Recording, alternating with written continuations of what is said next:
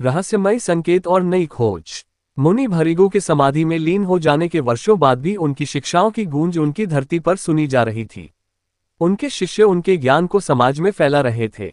यक्षिणी का अंतिम दर्शन भी उनके लिए एक अमूल्य आशीर्वाद बन चुका था। परंतु कुछ ऐसा घटित होने वाला था जिसने इस कथा में एक नई उत्सुकता और रहस्य का रंग घोल दिया। रहस्यमयी पुस्तक का मिलना। एक दिन मुनि भृगु के एक प्रमुख शिष्य राघव अपनी साधना के स्थान पर कुछ ध्यानग्रस्त थे। अचानक उन्हें अपने आश्रम के पास एक पुरानी गुफा में जाने की अदृश्य प्रेरणा महसूस हुई। वह इस एहसास को नजरअंदाज नहीं कर सके और उसी क्षण गुफा की ओर चल पड़े।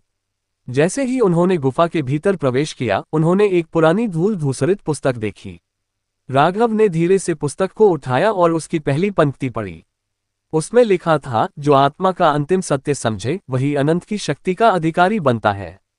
इस वाक्य ने उनके भीतर एक असाधारण बेचैनी और जिज्ञासा जगा दी। पुस्तक में छिपे गूढ़ संकेत। राघव ने पुस्तक के कुछ और पन्ने पलटे। उसमें कुछ ऐसे संकेत थे जिनमें अनोखे प्रतीकों, मंत्रों और कुछ अदृश्य शक्तियों का वर्णन था। एक पृष्ठ पर लिखा था, यक्षिणी को पुनः देखने की एक और विधि है। जो माया और मोक्ष के बीच के सत्य को समझेगा वही इसे प्राप्त कर सकेगा। ये पंक्ति पढ़कर राघव का हृदय धड़कने लगा।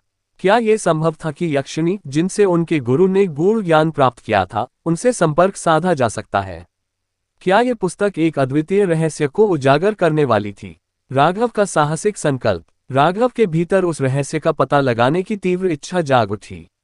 उन्होंने निश्चय किया कि वह इस पुस्तक के गूढ़ संकेतों को समझने का प्रयास करेंगे और यक्षिणी से संपर्क साधने का प्रयास करेंगे। इसके लिए उन्हें साधारण ध्यान से कहीं अधिक गहरी साधना करनी थी और अपने मन व आत्मा को अत्यधिक शुद्ध बनाना था। परंतु पुस्तक के अंतिम पन्नों में एक चेतावनी थी, यह मार्ग कठिन और खतरनाक है। यहाँ एक गलती जीवन को भटका सकती है। ये पढ़कर राघव के मन में डर तो उत्पन्न हुआ, लेकिन साथ ही उनके मन में यक्षिणी के अंतिम सत्य को जानने की तीव्र जिज्ञासा भी थी। गूढ़ साधना का प्रारंभ। राघव ने गुफा में ही अपनी साधना का एक विशेष स्थान बनाया और पुस्तक में दिए गए मंत्रों का जप करने लगे। कई रातें बीत गईं और जैसे जैसे उनकी साधना गहरी होती गई, उन्हें अजीब अजीब अनुभव होने लगे।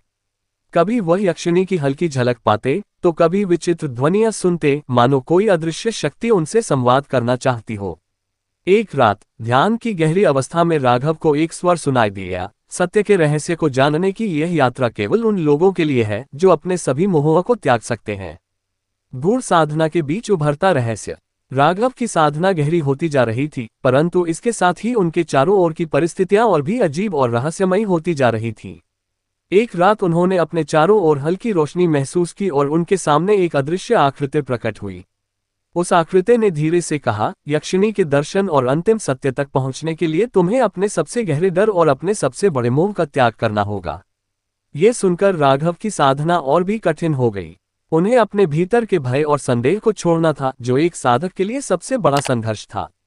अंत में एक रहस्यमय दृष्टांत। राघव ने अपने भीतर के सभी संदेहों का त्याग कर दिया और एक रात साधना की गहन अवस्था में अचानक उनके सामने एक अत्यंत दिव्य रोशनी प्रकट हुई। वह रोशनी इतनी तेजस्वी थी कि राघव उसकी ओर देख नहीं पा रहे थे। उसी क्षण उन्होंने सुना, तुम्हारे मार्ग में अंतिम सत्य तक पहुंचने के लिए एक और परीक्षा है। जो इसे पार करेगा वही अनंत ज्ञान का अधिकारी बनेगा। राघव को समझ नहीं आ रहा था कि इस परीक्षा में क्या करना होगा। इस असमंजस में वह आगे बढ़े और रोशनी के और करीब गए, परंतु उस रोशनी के पीछे छिपे सत्य का भेद अभी भी उनके लिए अनजाना था।